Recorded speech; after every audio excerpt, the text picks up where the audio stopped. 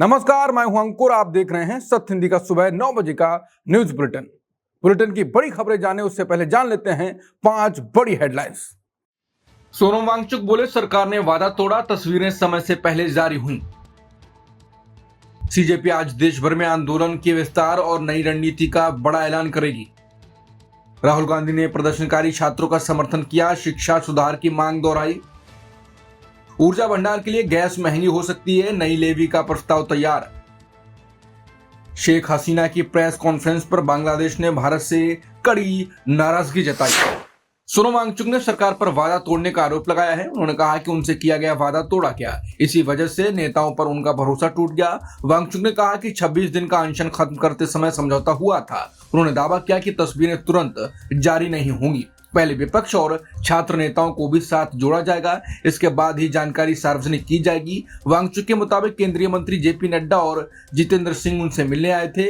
उन्होंने कहा कि मंत्रियों के साथ आए लोगों ने भी यही भरोसा दिया। वहां मौजूद खुफिया अधिकारियों को भी इसे समझौते का गवाह बनाया गया, लेकिन वांगचुक का दावा है कि कुछ ही मिनटों में तस्वीरें टीवी चैनल्स पर चलने लगी। उन्होंने कहा कि इससे तय हुई बात टूट गई, इसी वजह से उन्हें गहरा झटका लगा। वांगचुक ने आधी रात में कोई समझौता करने के आरोप भी खारिज किए। उन्होंने कहा कि अगर समझौता ही करना होता तो पहले भी कर सकते थे। उन्होंने कहा कि उनका मकसद सिर्फ शिक्षा सुधार था।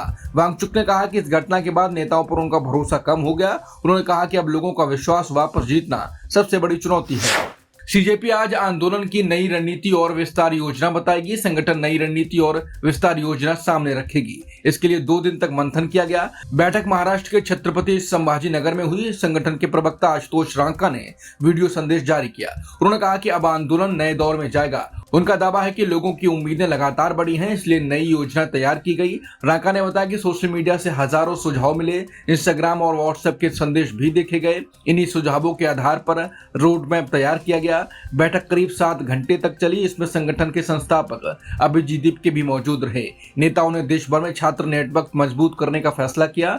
अलग अलग राज्यों के शिक्षा आंदोलन का भी समर्थन किया जाएगा।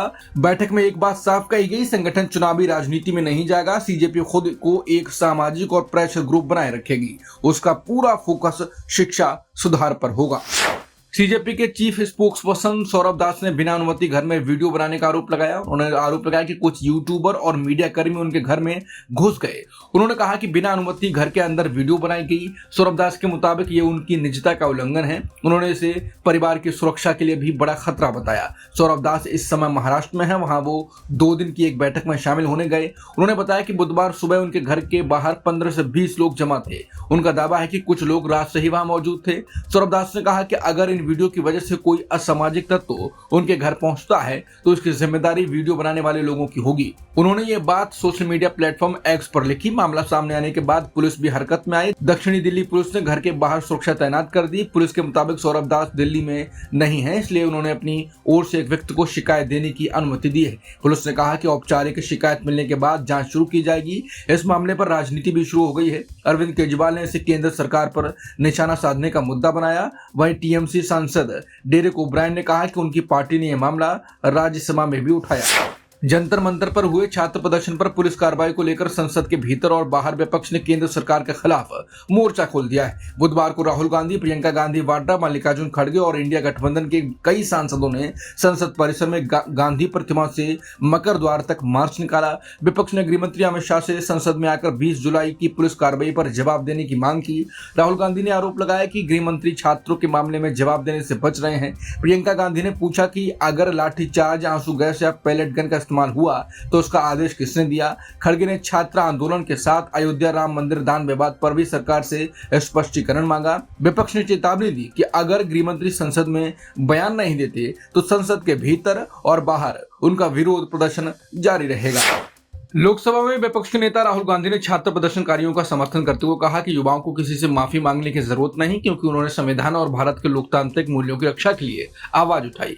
नई दिल्ली में मीडिया से बातचीत के दौरान राहुल गांधी ने कहा कि शिक्षा व्यवस्था की खामियों पर सवाल उठाना कोई अपराध नहीं और मौजूदा सिस्टम में सुधार की जरूरत है। उन्होंने आरोप लगाया कि प्रदर्शनकारी छात्र शांतिपूर्ण थे, लेकिन उनके साथ मारपीट की गई। उन्होंने धमकाया गया और जबरन माफी मांगने के लिए दबाव बनाया गया। राहुल गांधी ने इस पूरी प्रक्रिया को अस्वीकार्य बताया। उनके साथ मौजूद छात्र और एक्टिविस्ट रिया अहिर ने दावा किया कि उन्होंने 20 छात्रों को कथित गैर कानूनी हिरासत से बचाया था। उन्होंने मीडिया से घटना को अलग नजरिए से देखने की अपील की और आरोप लगाया कि विरोध के बाद से उन्हें लगातार उत्पीड़न और ऑनलाइन हमलों का सामना करना पड़ रहा है। सुप्रीम कोर्ट ने जंतर मंतर छात्र आंदोलन पर सुनवाई के दौरान पुलिस और प्रशासन को बड़ी नसीहत दी। अदालत ने कहा कि ताकतवर सरकार के नाम पर आक्रामक रवैया नहीं अपनाया जाना चाहिए। कोर्ट ने कहा कि लोकतंत्र में युवाओं की बात सुनना और ये समझना जरूरी है कि वो आखिर किस वजह से नाराज हैं। अदालत ने कहा कि छात्र आंदोलन से निपटने में पुलिस को संयम बरतना चाहिए, क्योंकि अत्यधिक बल प्रयोग से हालात और बिगड़ सकते हैं। सुनवाई के दौरान प्रदर्शन के आयोजकों के खिलाफ कार्रवाई की मांग वाली नई याचिका भी दाखिल हुई, जिसे कोर्ट ने पहले से लंबित मामलों के साथ जोड़ दिया। सुप्रीम कोर्ट ने कहा कि अगर कुछ प्रदर्शनकारी हिंसा में शामिल भी हों, तब भी पहला प्रयास हालात को शांत करना और संवाद करना होना चाहिए। कोर्ट ने सभी संबंधित याचिकाओं पर अगली सुनवाई 18 अगस्त को तय की है। देश में एलपीजी और प्राकृतिक गैस महंगी हो सकती है। केंद्र सरकार नई लेवी लगाने पर विचार कर रही है। मकसद ऊर्जा का बड़ा राजनीतिक भंडार तैयार करना है। यह फैसला अभी अंतिम नहीं हुआ है। सरकार ने अभी आधिकारिक घोषणा भी नहीं की। रॉयटर्स की रिपोर्ट के मुताबिक ये प्रस्ताव अलग अलग मंत्रालयों में विचाराधीन है। योजना अगले 10 साल के लिए बनाई जा रही है। इसके लिए करीब 4 लाख करोड़ रुपए खर्च होने का अनुमान है। इस पैसे से तेल, एलएनजी और एलपीजी का भंडार बनाया जाएगा। प्रस्ताव के मुताबिक एलपीजी पर नई लेवी लग सकती है। ये करीब ₹1.29 प्रति किलो हो सकती है। इससे घरेलू सिलेंडर करीब 18 रुपए महंगा हो सकता है। सरकार को इससे हर साल अच्छी आमदनी मिलने का अनुमान है। प्राकृतिक गैस पर भी नई लेवी का प्रस्ताव है। ये करीब ₹1.45 प्रति स्टैंडर्ड क्यूबिक मीटर हो सकती है। दोनों लेवी से हर साल करीब 13,000 करोड़ रुपए जुटाए जा सकते हैं। बांग्लादेश की पूर्व प्रधानमंत्री शेख हसीना की वर्चुअल प्रेस कॉन्फ्रेंस में शामिल होने के कुछ ही घंटों बाद बांग्लादेश क्रिकेट टीम के पूर्व कप्तान और ऑलराउंडर शाकिब अल हसन के पैतृक घर पर हमला किया गया। अज्ञात लोगों ने उनके मगुरा स्थित घर पर पत्थर और ईंटें फेंकी तथा पेट्रोल बम से आग लगाने की भी कोशिश की। हमले में घर के कई हिस्सों को नुकसान पहुंचा। हालांकि घटना के समय घर में कोई मौजूद नहीं था और किसी के घायल होने की खबर नहीं है। बांग्लादेश में पूर्व प्रधानमंत्री शेख हसीना के सत्ता से हटने के बाद राजनीतिक तनाव लगातार बना हुआ है। शेख हसीना की प्रेस कॉन्फ्रेंस पर बांग्लादेश ने भारत से नाराजगी जताई। उसने कहा कि इससे दोनों देशों के रिश्तों पर असर पड़ सकता है। ढाका ने इस पर आधिकारिक बयान भी जारी किया। बांग्लादेश का कहना है कि उसने पहले ही भारत को अपनी चिंता बताई थी। इसके बावजूद ये कार्यक्रम होने दिया गया। सरकार का कहना है कि इससे वहां के लोगों की भावनाएं आहत हुई हैं। प्रेस कॉन्फ्रेंस में शेख हसीना सिर्फ ऑडियो के जरिए शामिल हुई। उन्होंने कहा कि वो दिसंबर में बांग्लादेश लौटना चाहती हैं। उनका दावा था कि वो देश को सही दिशा में ले जाना चाहती हैं। बांग्लादेश ने एक बार फिर भारत से हसीना को वापस भेजने की मांग दोहराई। उसने कहा कि प्रत्यर्पण को लेकर कई बार अनुरोध किया गया, लेकिन अब तक कोई आधिकारिक जवाब नहीं मिला। ढाका ने कहा कि वो भारत के साथ अच्छे रिश्ते चाहता है, लेकिन ऐसे कदम दोनों देशों के संबंधों को नुकसान पहुंचा सकते हैं। भारत और म्यांमार के बीच मणिपुर सीमा के कुछ अनसुलझे हिस्सों को लेकर जमीन की अदला बदली की संभावना पर चर्चा तेज हो गई। विदेश मंत्रालय के प्रवक्ता रणधीर जायसवाल ने कहा कि सीमा के कुछ हिस्से अभी तय नहीं हुए हैं और उन्हें सुलझाने के लिए दोनों देशों के बीच बातचीत जारी है। हालांकि उन्होंने जमीन की अदला बदली की खबरों की पुष्टि नहीं की। मीडिया रिपोर्टों में दावा किया गया है कि मणिपुर के चंदेल जिले में बॉर्डर पिलर 65 से 68 के बीच लगभग 1.4 वर्ग मील क्षेत्र के प्रस्ताव पर विचार हो रहा है। सरकार का कहना है कि सीमा स्पष्ट होने से बाड़ लगाने, अवैध घुसपैठ और सीमा पार अपराधों पर रोक लगाने में मदद मिलेगी।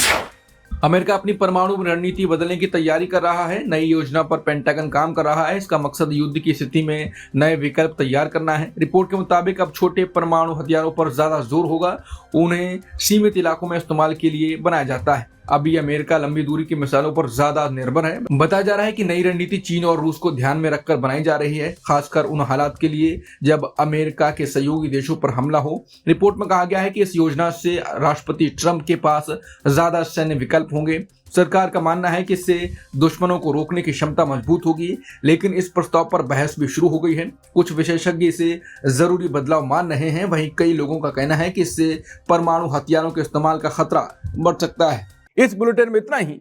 बाकी खबरों के लिए बने रह सकते हैं आप सत्य हिंदी के साथ। नमस्कार।